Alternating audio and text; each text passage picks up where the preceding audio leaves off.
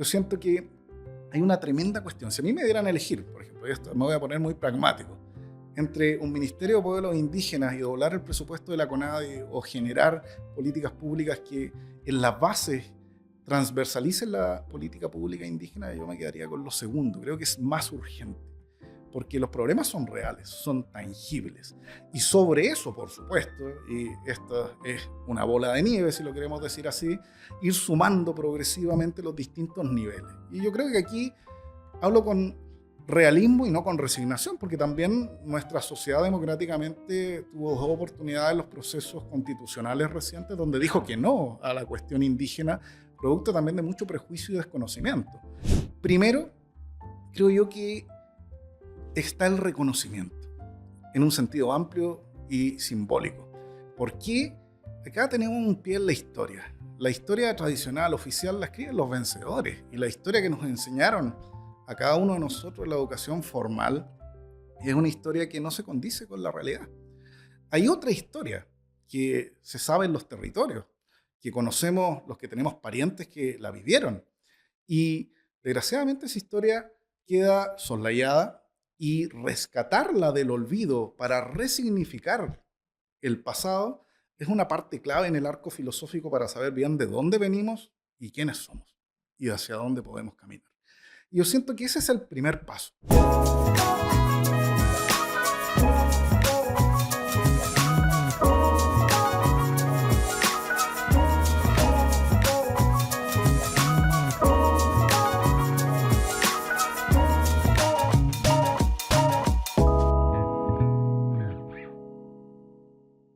Hola, ¿qué tal? Bienvenidos y bienvenidas a Entre Columnas, un espacio de conversación donde sostenemos el diálogo sobre un tema que genera conversación en Chile y el mundo. Desde el Centro Comunitario Mata Sur, en el corazón de Santiago, nuestros invitados, expertos y expertas, nos entregan luces para poner las cosas en contexto y para abrir el debate.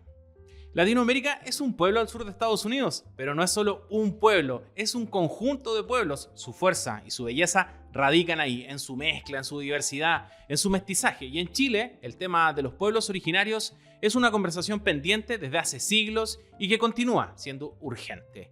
En este contexto queremos analizar lo que ha sucedido en los últimos años con este tema, con el ex director nacional de la CONADI, la Corporación Nacional de Desarrollo Indígena, Álvaro Morales Marileo. Álvaro, bienvenido a Entre Columnas, ¿cómo estás? Muy bien, muchas gracias por la invitación, mi estimado Ramón. Bueno, y para presentar un poquito a nuestro invitado, les quiero contar que Álvaro es abogado titulado en la Universidad de Chile, es oriundo de Traiguén, es hijo de la educación pública y está radicado en Temuco desde el año 2008. Cuenta con postítulos en Derecho Inmobiliario, Docencia Universitaria y Filosofía Contemporánea. Se desempeña como fiscal nacional, o se desempeñó, perdón, como fiscal nacional de la CONADI y también luego como director nacional. Además fue representante de la CONADI en el Comité Experto para la Comisión por la Paz y el Entendimiento. Entre el año 2011 y el 2023 fue funcionario del Instituto de Desarrollo Agropecuario INDAP en la región de la Araucanía. A su vez, desde el año 2015 se desempeña como académico en las universidades de La Frontera, la Universidad Católica de Temuco y en la Universidad Central de Chile. También ha desarrollado labores de investigación, publicando diversos estudios y participando como expositor en seminarios, congresos, conversatorios y siempre centrándose en las temáticas vinculadas a los derechos de los pueblos indígenas y particularmente a la tierra y el territorio indígena. Bueno, Álvaro, partamos conversando y abriendo esta temática, ¿cierto? Tal vez con una pregunta que puede ser un poco más general y también para resumir el tema, ¿cuáles crees tú que son los principales temas que debiesen resolverse para que el Estado de Chile se pueda entender de mejor manera con los pueblos originarios? Muy bien, bueno, una tremenda pregunta. Y acá yo creo que hay que partir posicionando un punto, ¿eh? Esta no es una cuestión que sea exclusivamente de competencia de Chile, ¿eh? La verdad es que en el desarrollo histórico de nuestra sociedad occidental es una cuestión que se ha repetido en prácticamente todos los países y principalmente todos aquellos que, por supuesto, colocaron el pie acá en América. Y en derecho comparado, este problema se aborda con una perspectiva que yo creo que hay que posicionar para entender lo que tú me comentas. Es un wicked problem, es un problema perverso en lo literal. ¿Y por qué perverso? Porque es complejo y es complejo porque es multifactorial. Yo creo que ahí viene el primer punto a posicionar, ¿eh? Es multifactorial porque se mueve en diferentes niveles. El primero de ellos, por supuesto, histórico, pero también socioeconómico, político, cultural y sin lugar a duda hoy día también ambiental. Entonces, en esa amalgama de cuestiones, yo creo que el eje donde hay que posicionar esta pregunta es en la relación de los estados con los pueblos originarios. Y es una relación que está más o menos mapeada desde la filosofía política, y donde el primer punto que yo creo que hay que centrar son estas formas en que se ha relacionado el Estado, que tienen una evolución que se puede pesquisar. Primero, una exclusión. Ya por mucho tiempo, obviamente, ya en la etapa colombina, nosotros nos encontramos con un Estado que excluyó primero en la colonia y luego con los estados nacionales a lo indígena. Simplemente lo invisibilizó. Recordemos en América que los indígenas eran sindicados como miserables personas y luego naturales, es decir, subhumanos. ¿Ya? Es una cuestión bastante fuerte. Y luego con los estados-nación propiamente tales, se avanzó hacia una etapa donde la integración se hizo desde la perspectiva de reconocer la existencia, pero buscar que esa existencia fuera algo transitorio, orientado a la asimilación. ¿Y a la asimilación a qué? Y esto es clave, yo creo que se ha repetido mucho, y está en la base de la problemática actual, que es la asimilación a una identidad nacional única, ¿ya? Un Estado de cierta manera monocultural. Yo creo que eso lo vivimos en Chile, ya por supuesto. Es decir, todos somos chilenos, todos tomamos chicha, todos comemos empanadas, todos celebramos el 18 de septiembre. Y eso marca gran parte de la relación de los estados con los pueblos originarios. Y ojo con esto, esas políticas homogenizantes de la cultura que se impone desde el Estado son políticas que por supuesto tuvieron serios efectos en los pueblos originarios. Y en diferentes latitudes, en diferentes momentos, y en Chile particularmente ya con la vuelta de la dictadura a la democracia, entramos a una nueva etapa que se puede conocer como multiculturalismo, que en definitiva es reconocer que existen, que sobreviven, que subsisten porfiadamente, y bajo esa perspectiva aplicar tolerancia, es decir, están ahí, pero se ven como islas y se manejan como tales, se toleran en definitiva. Y finalmente, el estadio que es más desarrollado en este ámbito, en la gestión de la diversidad por el Estado, es ya una interculturalidad más sustantiva, más práctica, que no solamente reconocer, sino que es validar. Y es aperturar la estructura del manejo del poder hacia, por supuesto, la redistribución a otras miradas, otras matrices culturales que no solamente conviven, sino que están destinadas, por supuesto, a influenciarse recíprocamente de manera muy, muy dinámica. Y yo creo que ahí Chile, si es que uno lo posiciona de una manera, digamos, por supuesto, siempre desde la mirada que estoy comentando, nos posicionamos en un inicio actualmente de la etapa del multiculturalismo. De hecho, la ley indígena de 19.253 obedece al Pacto de Nueva Imperial, que es el último pacto político entre los pueblos originarios y el Estado de Chile, que es de 1989, y que quiebra un periodo muy fuerte de tendencia homogeneizadora y asimilacionista que estaba dado por el Decreto Ley 2568 de dictadura. Y ese quiebre genera un vuelco hacia la protección, el reconocimiento, pero en etapas que son bastante iniciales, que están a medio camino entre un indigenismo del siglo pasado, que ve esto como un problema de rezago socioeconómico y productivo, y tendiente progresivamente hacia el reconocimiento de la diferencia como tal y de una tendencia a la autodeterminación o el reconocimiento, por supuesto, de que tenemos distintas maneras de ver el mundo y de posicionarnos en él. Y ahí es donde yo creo que hay sendas brechas del Estado, ¿eh? En esta visión, que por supuesto es una visión transicional hacia un progreso que hemos visto en derecho comparado, la verdad es que el Estado chileno tiene serias brechas, está empezando esta etapa y si lo decimos de cierta manera, hoy día tenemos una ley indígena que reconoce muchas cosas, un convenio 169 que los reafirma, pero desgraciadamente una institucionalidad débil, en el sentido de que desgraciadamente la ley dicta y firma cheques que la institucionalidad luego no puede cobrar ni solucionar, ¿ya? Yo creo que esa idea es clave porque hay una brecha de implementación de las políticas públicas que es importante y que se mueve en distintos niveles. Hagamos un autoexamen. No tenemos, por ejemplo, en Chile reconocimiento constitucional de los pueblos indígenas. Somos uno de los 3 países en América, con Surinam y Uruguay, que no lo tiene. Y en Chile tenemos a 11 pueblos reconocidos por ley, tenemos un 11,5% de la población, censo 2024, que se autoidentifica con esos pueblos, tenemos 6 lenguas Fíjate eso, lenguas, o sea, formas distintas de entender el universo y de vivirlo que están en habla activa y donde no tenemos un reconocimiento en nuestro principal pacto político de aquella dualidad o multiplicidad de almas que tiene un Chile que aún de cierta manera se asume desde una visión unívoca. Entonces yo creo que hay tremendos niveles partiendo por el simbólico político y luego siguiendo con las brechas de implementación más prácticas que pasan desde la deuda histórica territorial a, por supuesto, poder corregir con acción afirmativa las brechas en los ámbitos de rezago socioeconómico, pobreza multidimensional y, por supuesto, reconocimiento de la revitalización lingüística y cultural. Álvaro, de varios de los problemas que tú comentaste, ¿cierto? Que tienen distintos niveles, que algunos son sociales, culturales, otros son más bien políticos y radican en que el Estado tenga ciertos mecanismos para irlos solucionando. Si nos vamos solo al Estado, ¿cuál crees tú que debiesen ser algunas políticas públicas o algunos cambios que debiese hacer el Estado para ir reparando esta relación con sus pueblos originarios? Bueno, yo creo que tenemos un diagnóstico muy reciente, y es el de la Comisión Presidencial Paz y Entendimiento, que puso bajo el examen las políticas públicas indígenas y obviamente con una visión integral, no solamente viendo esto desde la perspectiva territorial, sino también económica, productiva, cultural. Asentó un diagnóstico que yo creo que da en el clavo, que es un diagnóstico de múltiples brechas, ¿ya? Que hay que analizar y hay que abordar, por supuesto, en cada nivel, y donde podrían haber urgencias que simbólicamente tengan un peso específico como el reconocimiento constitucional. Pero particularmente desde mi visión, y yo vengo desde los fierros del Estado, desde el 2011, una larga temporada conociendo cómo funciona esto, dirigiendo equipos y servicios, siento que lo más urgente hoy día es la brecha de implementación de las políticas públicas existentes. Porque al final del día, obras son amores. ¿Y dónde se miden las obras?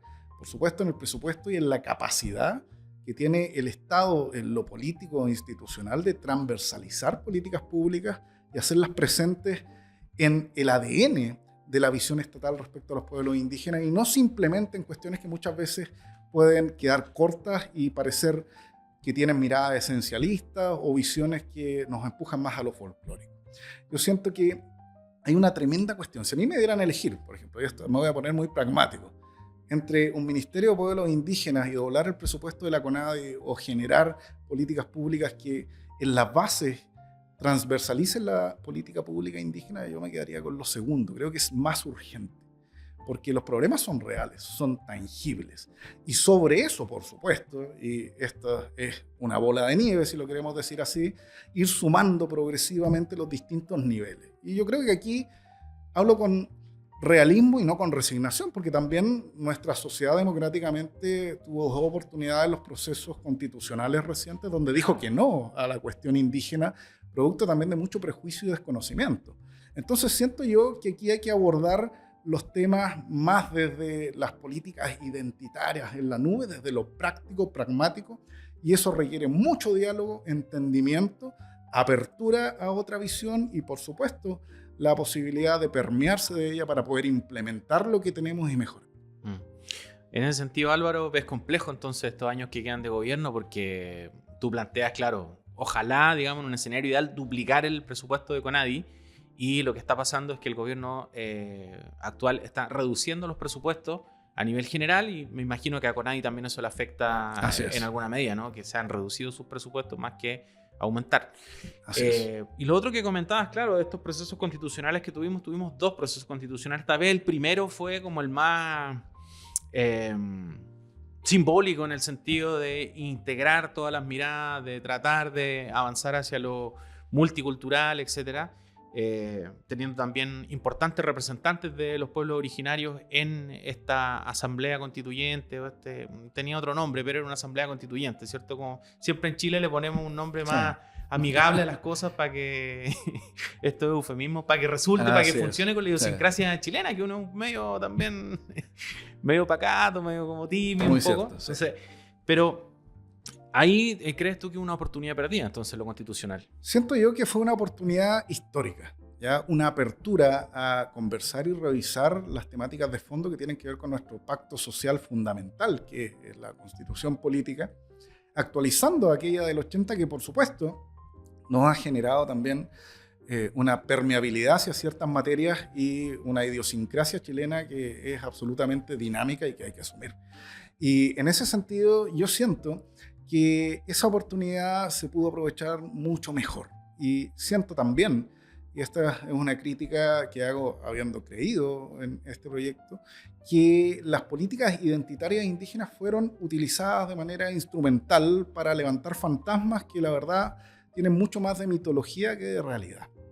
Y aquello, por supuesto, nosotros desde la centroizquierda no lo manejamos de la manera en que hubiera sido ideal y desgraciadamente se cayó un proyecto que en la práctica, yo creo que hay que decirlo muy sinceramente, la sociedad chilena dijo no estamos preparados para esto que nos están ofreciendo porque la situación de una sociedad, como tú lo dijiste, que es muy conservadora en muchos aspectos, especialmente en estos aspectos más abiertos a lo cultural, valórico, identitario, son cuestiones que nosotros tenemos que asumir y, por supuesto, con realismo, pero sin resignación, ver cómo trabajar para reposicionar estos intereses, porque hay que decirlo bastante en simple, esta no es una historia corta, esta es una historia larguísima, de 300 años de convivencia en una guerra de Arauco, 200 más con el Estado, y donde estamos entrando a estadios de convivencia con los pueblos indígenas y las otras identidades que están en etapas primarias. Y con heridas abiertas muy recientes, particularmente en ciertas zonas donde hace 100 años simplemente se ocuparon territorio y se impuso la legislación estatal. Entonces, son cuestiones que estamos condenados a conversar más temprano que tarde. Y por eso es una cuestión que no podemos eludir y no podemos simplemente administrar. Tenemos que asumirla y asumirla desde el día a día, desde la implementación práctica de las políticas públicas. Álvaro, tú comentabas ahí que, claro, hay lugares en el territorio en donde hace poquito más de 100 años se empezaron a ocupar esos territorios que antes le pertenecían a los pueblos originarios. Entonces, hay un trabajo que se ha hecho desde CONADI, desde el Estado, de ir entregando estos terrenos, comprando a privados y devolviendo, ¿cierto?, a algunas comunidades. ¿Crees tú que ese es un camino para ir reparando también esa relación? Yo creo que cuando uno piensa en los caminos que debe seguir el Estado y ve experiencias que han funcionado, nunca perfectas, siempre perfectibles, se encuentra con algo que se va repitiendo. Primero, creo yo que está el reconocimiento, en un sentido amplio y simbólico. Porque acá tenemos un pie en la historia. La historia tradicional, oficial, la escriben los vencedores. Y la historia que nos enseñaron a cada uno de nosotros en la educación formal es una historia que no se condice con la realidad. Hay otra historia que se sabe en los territorios, que conocemos los que tenemos parientes que la vivieron. Y desgraciadamente esa historia queda soslayada y rescatarla del olvido para resignificar el pasado es una parte clave en el arco filosófico para saber bien de dónde venimos y quiénes somos y hacia dónde podemos caminar. Y yo siento que ese es el primer paso. Y eso se ha hecho en diferentes niveles. Por ejemplo, creo yo que el hito más importante de los últimos 30 años es la Comisión Verdad Histórica y Nuevo Trato del gobierno del presidente Lagos.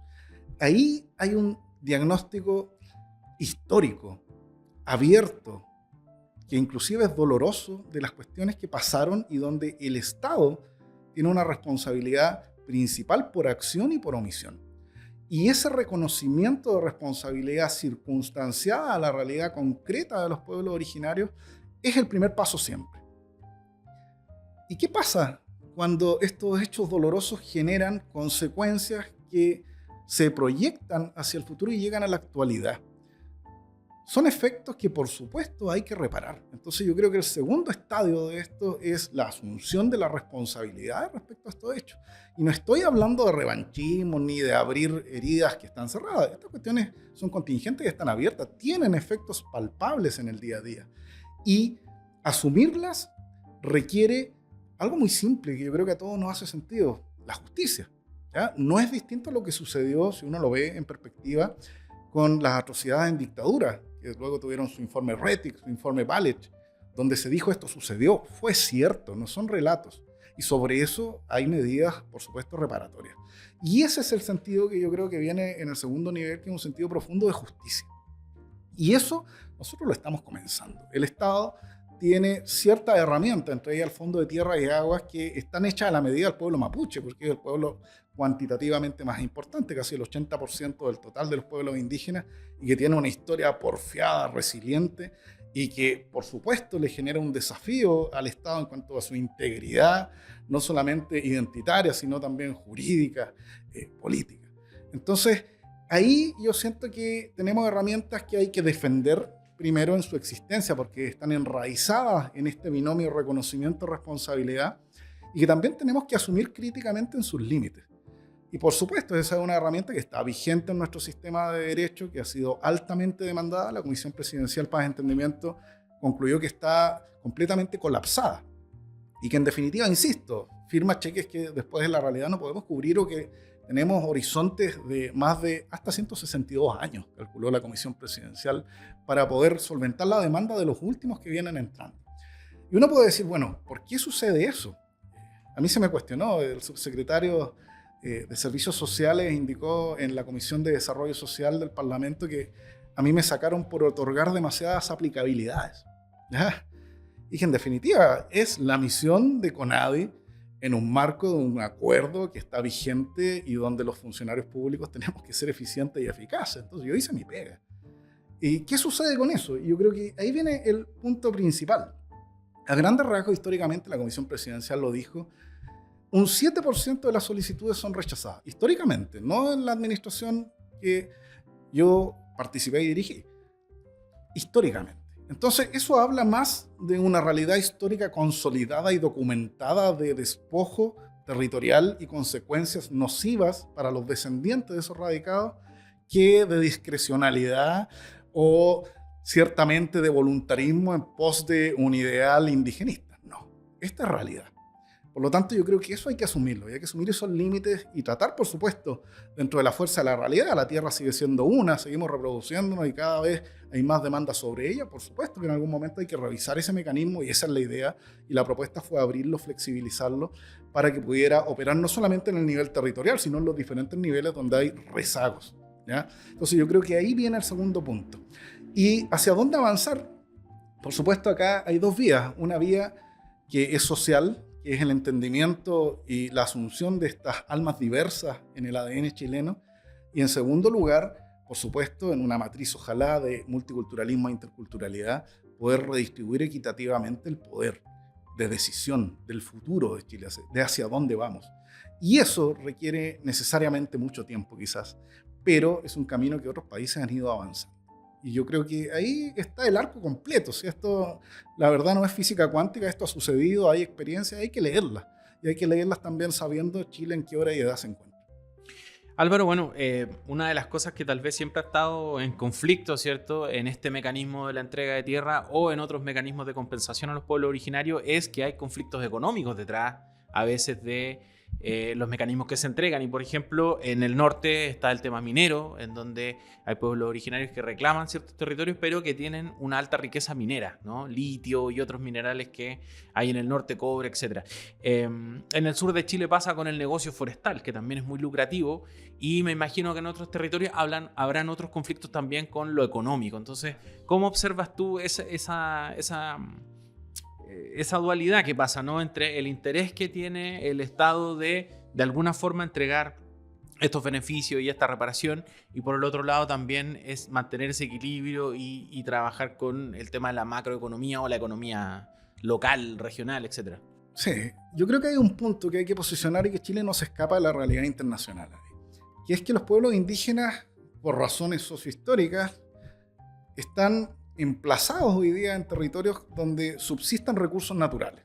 Porque la verdad, cuando uno entiende la cosmovisión indígena y la concepción de relación con la naturaleza, es natural que exista un cuidado mayor en esos ámbitos y que permita que esos recursos hayan subsistido. Entonces, claro, cuando uno eso lo hace chocar con el ideal extractivista occidental en general, ni siquiera voy a decir chileno, por supuesto que hay una presión enorme sobre esos territorios y esos pueblos. Y ahí viene una dicotomía que yo creo que es importante despejar, porque también el relato muchas veces nos obliga a salidas que son maniqueas, dualistas, ¿ya? ¿Por qué? Porque es una especie de dicotomía entre cultura y protección y economía, como si no fuera compatible una cosa con la otra, ¿ya? Y yo creo que eso nos amaña, nos cierra. Y creo que la solución va por otro lado, es preguntarse si el desarrollo, que es absolutamente necesario, nadie vive de la Pachamama, todos tenemos que, por supuesto, pagar cuentas y salir adelante. Estamos en un mundo globalizado, capitalista. La pregunta, creo yo, es si es que el desarrollo va a ser con los pueblos indígenas o contra ellos. Y eso es lo que hay que contestar. Y yo siento ahí que los pueblos indígenas no están contra el desarrollo. Los pueblos indígenas están por cuidar su visión respecto a la relación con la naturaleza y poder encontrar los puntos comunes donde eso sea compatible con que salgamos todos adelante. Y eso yo creo que se ha visto, ¿eh? Y aquí voy a decir algo, en la zona norte, con la minería principalmente, que, ojo, son capitales extranjeros que ya tienen esta experiencia de origen. Claro, principalmente Australia, ¿no? Así Donde es. hay muchos pueblos originarios que están en conflicto con el tema minero y Ellos vienen... las mineras privadas más importantes son australianas, entiendo, ¿no? Hay de todo, ¿ya? Pero en general Canadá, Australia, Canadá Inglaterra, también, claro. llegan acá, hacen inversiones y ellos tienen una matriz de relacionamiento con los pueblos indígenas que es distinta. En definitiva, no es pasar sobre ellos o ver los procedimientos formales como check a cumplir, sino generar relacionamiento comunitario, entender las necesidades del territorio, compensar los daños eventuales y llegar a acuerdos inclusive, y hay muchos acuerdos privados del 2016 en adelante, que permitan participación en los beneficios de esos proyectos y un desarrollo más equitativo, ¿ya? Entonces, eso nosotros lo hemos ido aprendiendo. El Estado lo aprendió con la Política Nacional del Litio. El Estado se abrió a esa realidad por primera vez. Y yo siento que eso, por supuesto, que es un avance. Y es algo que los capitales chilenos, que abundan, por ejemplo, en materia forestal, también deberían entender y aprender.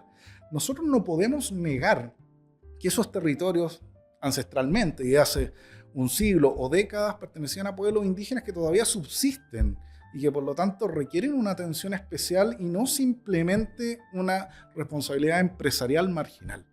Acá el modelo tiene que cambiar.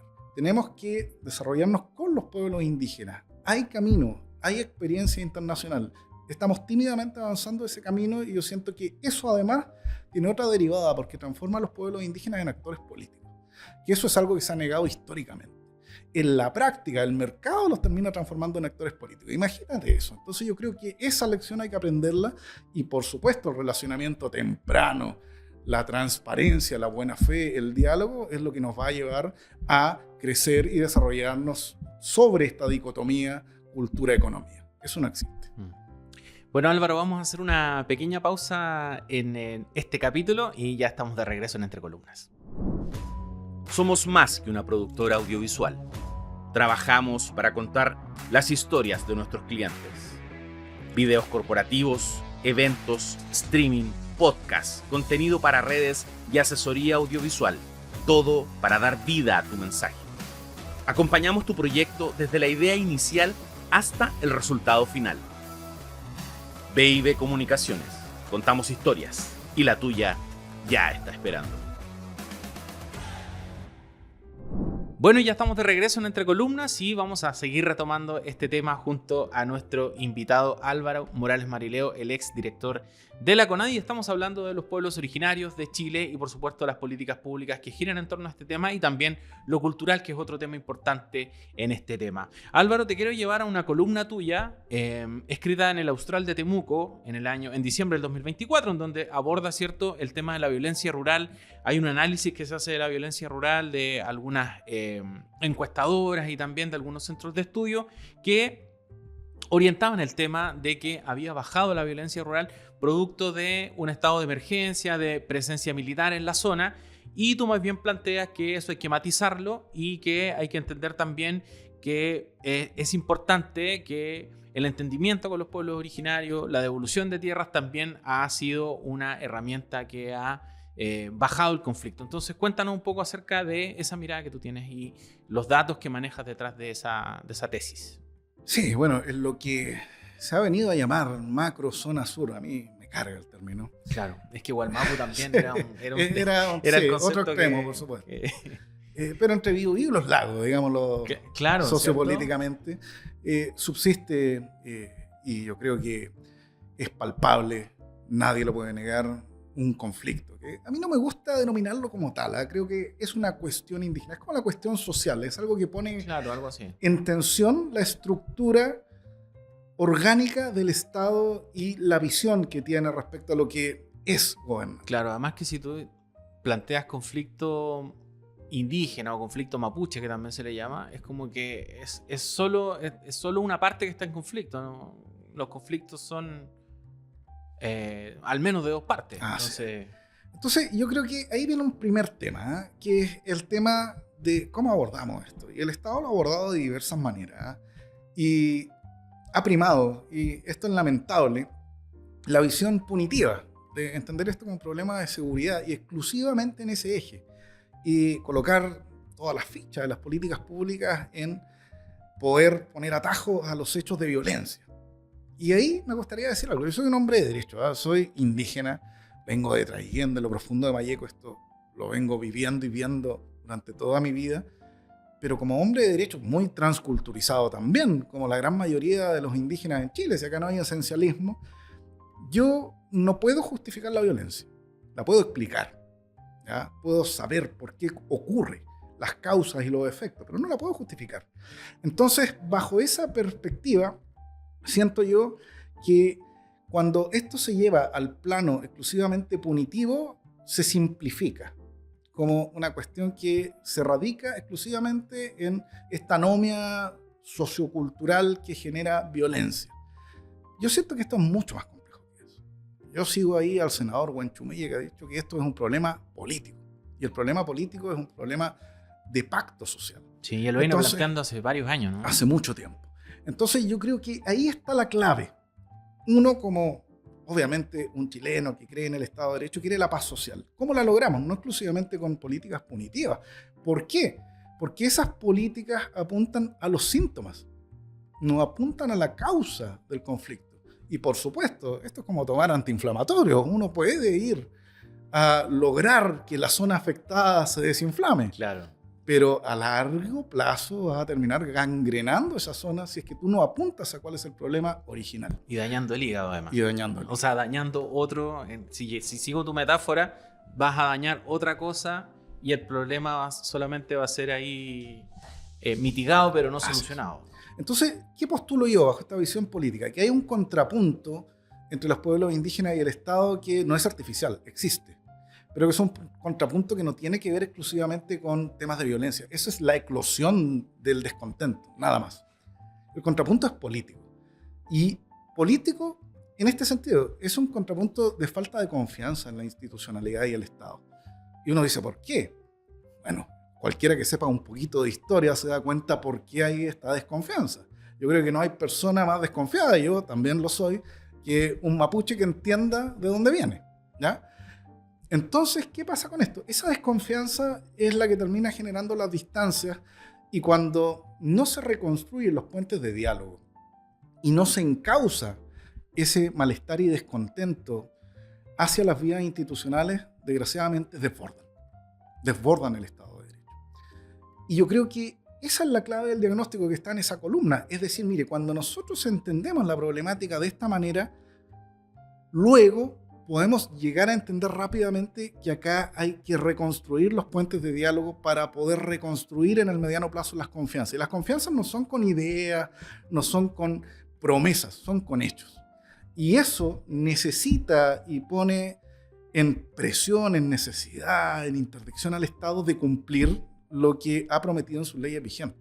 Y para eso está la institucionalidad. Entonces, siento yo que en la baja de los hechos de violencia histórica desde su eclosión, 1.615 hechos de violencia, 2021 cifras del Ministerio del Interior, a un 80% de reducción al final del periodo del presidente Boric, fíjate en eso. Obviamente está el tema de seguridad como un factor de muchos, pero los temas más importantes están dados por la otra forma de abordar el problema. Abordarlo como un problema político, complejo, multifactorial, abrir las vías de diálogos, abrir la institucionalidad, canalizar todos los problemas hacia la institucionalidad y con las escasas herramientas darle el mejor tratamiento posible. Y eso fue lo que nosotros hicimos. Y yo creo que eso hay que asumirlo como un camino de Estado. y la Comisión Presidencial Paz y Entendimiento lo puso de esa manera. Hoy día, desgraciadamente, estamos viendo que eso está en entredicho. Entonces, por supuesto, esta es una cuestión de ida y vuelta, ¿ya? Es un péndulo. Uno tiene que hacer reflexión crítica, tiene que entender las causas, los efectos y, por supuesto, también las responsabilidades y el deber de prudencia que tenemos para administrar este tipo de cuestiones, porque no solo se ven en la teoría, se ven en la práctica y en la convivencia social de una zona que ha sido muy golpeada durante mucho tiempo. Entonces yo abogo por la vía institucional y por abrir, por supuesto, las herramientas del Estado y darle cauce a ese descontento dentro de la institucional. Álvaro, por cierto que el Estado juega un rol importante, lo hemos discutido durante esta conversación, pero también hay un tema cultural, ¿cierto? De que el chileno común y corriente, que tú lo describías ahí en este meme de que es el chileno que celebra el 18. Todos lo celebran. Come empanada, canta su himno nacional cuando la selección juega en alguna instancia internacional. Y en los terremotos. En los terremotos también, claro, en distintas ocasiones. ¿Cómo avanzar en esta materia también, ¿cierto? Para que los chilenos comunes y corrientes tengan una relación distinta y puedan entender de mejor manera esta diversidad y esta diferencia, y que eso no implica un conflicto, un otro, digamos, adversario, sino que es un otro que convive contigo en un mismo territorio. Sí, yo creo que ahí está la clave, ¿eh? Está la clave de todo, porque nosotros hemos estado hablando del Estado, de las políticas públicas, de sus herramientas, pero el Estado está sobre una sociedad y los cambios que se reflejan en las leyes que por supuesto son leyes positivas, son aquellos que se generan primero en la sociedad, ¿ya? La ley no está para crear realidad, es para reconocer y encauzar la realidad existente. Y bajo esa perspectiva yo siento que el deber de fondo en el Chile que vivimos es el deber de aperturarnos más allá del prejuicio, la ignorancia y el desconocimiento hacia la vinculación real, práctica, no teórica, no folclórica, no esencialista de nuestros pueblos originarios. Y yo creo que cualquiera que haya puesto alguna vez un pie en una comunidad, que haya sido invitado, que haya participado de un palín, que haya estado en un huetripantu, que haya estado en alguna rogativa y que haya vivido de manera práctica la interculturalidad, se dará cuenta que tenemos un tremendo tesoro de la diversidad cultural humana en la raíz de nuestro país, a lo largo y ancho, con 11 pueblos distintos. Y esa cuestión yo creo que es clave, porque muchas veces, y perdona la analogía, que cuando uno no entiende eso, desgraciadamente ve a la diversidad como una amenaza. Claro. Y la verdad es que la diversidad es una riqueza evolutiva, cultural impresionante. Y permíteme esto, mira. Hay políticas públicas y acciones público-privadas para poder evitar la extinción de especies biológicas, que son patrimonio único y irrepetible de esta evolución biológica, ¿ya? Y nos escandalizamos, y yo creo que todos hemos firmado, he puesto inclusive plata para que defendamos las ballenas, los pandas, etc. A contrario censo, no hacemos lo mismo con la diversidad cultural. Y te lo coloco en dos niveles. Hoy día en Chile, cuando se encuentran restos materiales de culturas en una obra, se paralizan las obras, ¿ya? Y se protege monumentos nacionales, etc. Y a contrario censo, cuando pasamos por encima de esa riqueza cultural viva, porque vive y camina entre nosotros, la verdad es que a nadie le parece extraño, no se indigna y nos alza la voz. Entonces yo siento que ahí, educacionalmente y principalmente desde el entendimiento práctico de conocer más allá del prejuicio, hay un camino tremendo que tenemos que seguir. Y acá vuelvo a Pedro Aguirre Cerda, o sea, esto es educación. Educación en saber cuál fue la verdadera historia, en saber con quién convivo, en saber cuáles son sus diferencias culturales y en aprender a verlo no como una amenaza, sino como una promesa de un Chile mejor. Yo creo que esa es la diferencia. Y tenemos que dejar de vivir en guetos. Siento yo, en un sentido amplio, no solamente físico. Estamos en la ciudad que tiene más guetos en Chile, yo creo, que es Santiago de Chile, ¿no? Entonces yo creo que eso es lo que hay que echar abajo. Y para eso se requiere una apertura de mente, de corazón, de espíritu que es distinta. Y que muchas veces uno dice, bueno, el chileno la verdad es que está en las antípodas. Yo te diría que no. Fíjate en esto, las políticas públicas también han ayudado. Entre el 2002, censo 2002 y 2024, la autoidentificación indígena en Chile creció de un 4,6% a un 11,5%. Y yo te pregunto, ¿nos estamos reproduciendo más rápido los indígenas? Claramente no. ¿Ya? Claramente no. Esto es un cambio subjetivo, psicosocial, que ha permitido mejores condiciones para lo que nosotros sabemos que somos y de dónde venimos, porque sabemos que somos indígenas, lo podamos decir abiertamente en la sociedad sin la discriminación, sin el peso negativo que tenía otrora. Y eso es un tremendo avance social. Yo creo que tuvo su eclosión con la Convención Constitucional, el estallido social y otros, nos guste o no nos guste. Y por supuesto, hoy día Chile también es como una veleta y estamos navegando hacia el otro lado. Pero estos procesos no se ven en el corto plazo, tampoco en el mediano, son procesos que hay que ver desde la macrohistoria prácticamente.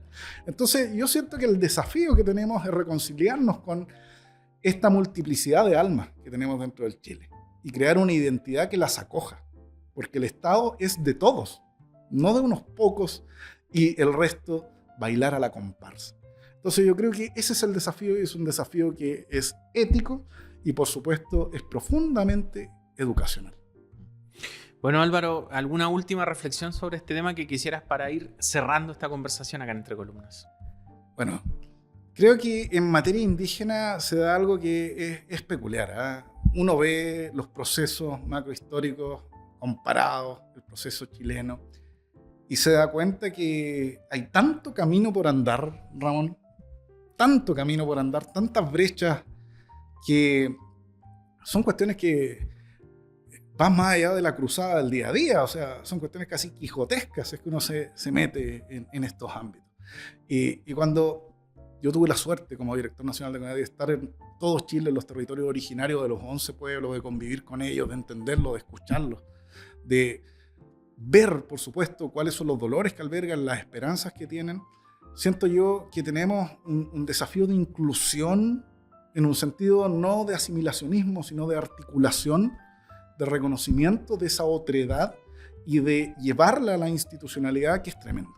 Es tremendo. Y siento que no hay un futuro donde Chile se pueda parar en dos pies y con una mirada al horizonte, donde no se haga cargo de esta diversidad que porta, que no es una carga, no es un lastre, es maravillosa y es una oportunidad única para poder generar un etos nacional y social que nos permita no solamente estar tranquilos con nuestras conciencias, sino también crecer desde la diferencia y la interculturalidad. Y es muy peculiar. Los extranjeros se interesan mucho más de nuestros pueblos originarios que muchas veces nosotros mismos. Claro, y al revés, nosotros nos interesamos por otras culturas de otros países y por la nuestra como que estamos... Yo vivo en Temuco. Tú cruzas el río Cautín hacia Maquehue y tienes ahí a media hora comunidades indígenas hablando otra lengua, con otra visión del mundo. Y cuando te das cuenta de eso, obviamente, si es que uno tiene un poco de empatía, es algo que tenemos que cuidar, tenemos que proteger y tenemos que proyectar hacia el futuro, porque es algo único y irrepetible. Y tenemos muchas lecciones que sacar de entenderlos. Bueno, muchísimas gracias, Álvaro, por acompañarnos hoy en Entre Columnas para hablar sobre los pueblos indígenas. Muchas gracias. Gracias a ti, Ramón. Muchas gracias por la invitación. Bueno, y muchas gracias a ustedes también que estuvieron siguiendo este capítulo y por acompañarnos hoy en Entre Columnas a sostener este diálogo sobre los pueblos originarios. Les agradecemos que nos hayan seguido capítulo a capítulo y recuerden que pueden encontrar todos nuestros episodios en YouTube y en Spotify, mientras que en Instagram hay videos y también fotos de nuestro programa. Además, si quieren acceder a un material exclusivo a las entrevistas en larga duración, también nos puedes apoyar financiando nuestro proyecto en Patreon. Nos vemos en una próxima edición de Entre Columnas.